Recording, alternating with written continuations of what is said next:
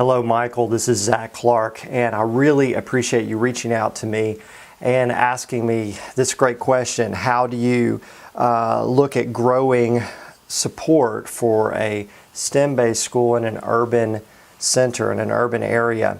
It sounds like you're facing some challenges in terms of how you fund the work and how you sustain that over time.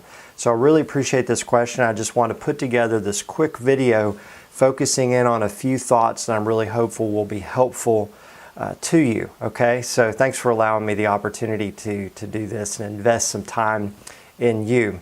So a couple of thoughts.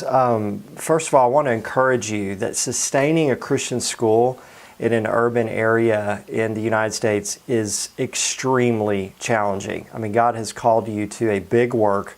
This is not easy. It is extremely important. So much is against you and these kids, and it is very, very tough. So it's going to feel really, really difficult. And I just want to encourage you to know that it will probably always feel very, very difficult. It's not going to feel easy, and I think you know that. But I want to encourage you that just because it feels really, really hard, it doesn't mean somehow you're doing something wrong or missing something, or if there's just some, if we can just get everything just right, this is going to be easier and move forward. That you are working in one of the more challenging aspects of Christian education. So very difficult to fund and very difficult to sustain along the way. So I want to encourage you with that.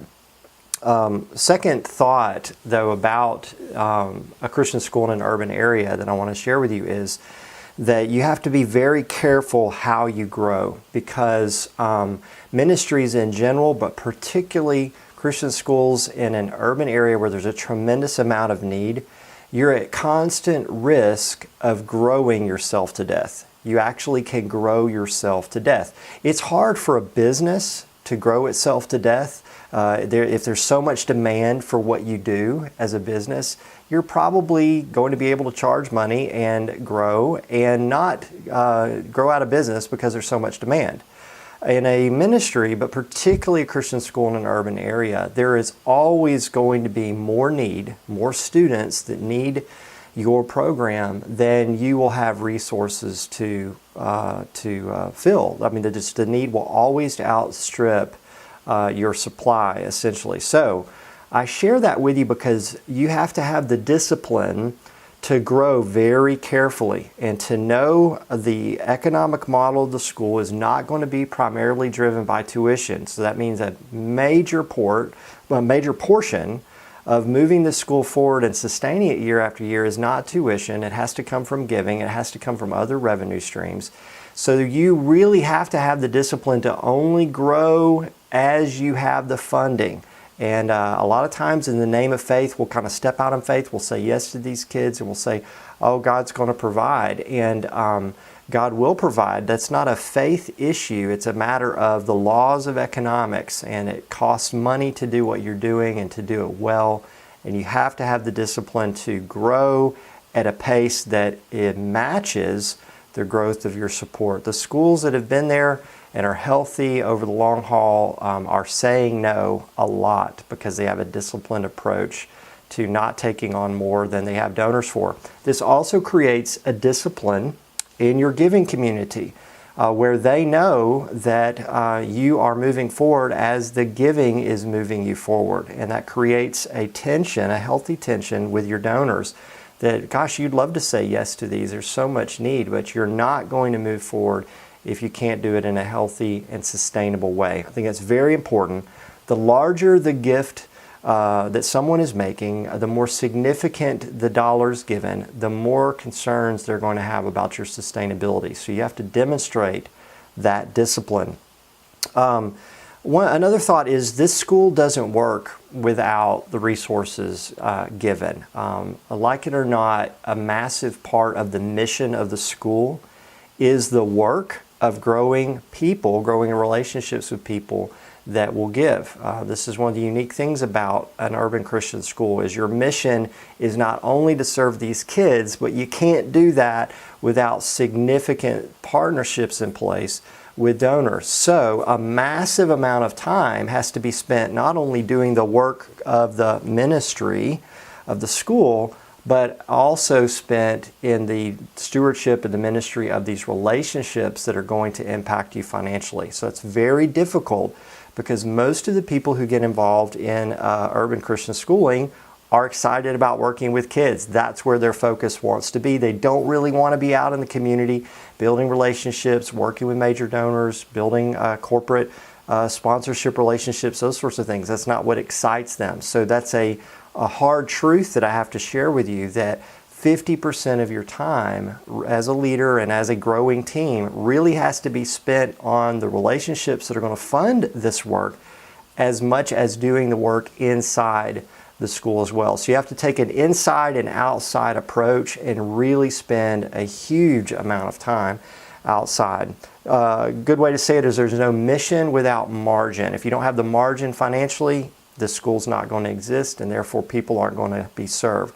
So I would challenge you, 50% of your time, and as your team grows, it has to be spent outside the school.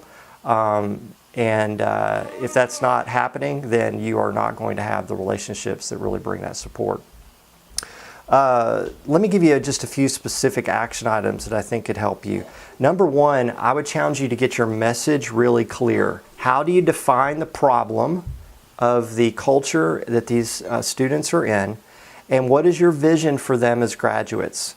Just taking a quick look online and your website, things like that, it looked to me like you don't have some clarity there. So I'm just looking at what I could find, but you yourself need to be very clear. How do we define the problem that these kids face that we're solving, and how do we define the vision for who they will become and our effectiveness in doing that? That's what we're asking people to invest in. Second action item, I would encourage you to get super focused. Again, just a glance, it looks like you've tried a lot of different things. Kickstarters, these types of fundraisers. Now you're considering a voucher approach for a specific program, entrepreneurial program. Those are all great things, good things. You're going to have to get very focused and stop trying so many different things. Focus on one non-traditional revenue stream. Maybe it's the voucher program you're considering. Just one until you get that in place. Focus on one corporate partnership, one business that's going to sponsor this school because they're oriented toward equipping kids with STEM, great STEM programming, and they want to see the urban areas and these children and their guardians and their parents and their grandparents and that culture transform. So focus on one, and then focus on one new major donor and the work that it takes relationally to do that. I think that you are desperately trying lots of different things. Everybody's got all these great ideas. I'm here to tell you, the funding will only come from a disciplined approach to building relationships with people, helping them see what God is doing in the school and with these kids, and challenging them to invest in that in a big way, and showing them that you have the discipline to move forward with them in a healthy way.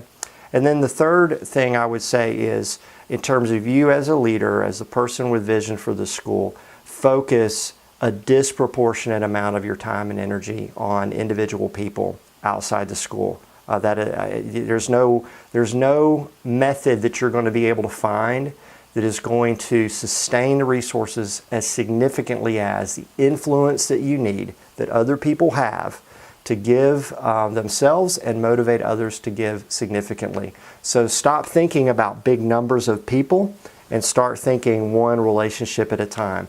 And I think if I looked at your calendar, what I would love to see as an indicator of your focus, it would be that half your time is spent face to face with people, helping them see the significance of what's happening in your school. So thank you again for your question. I hope this helps.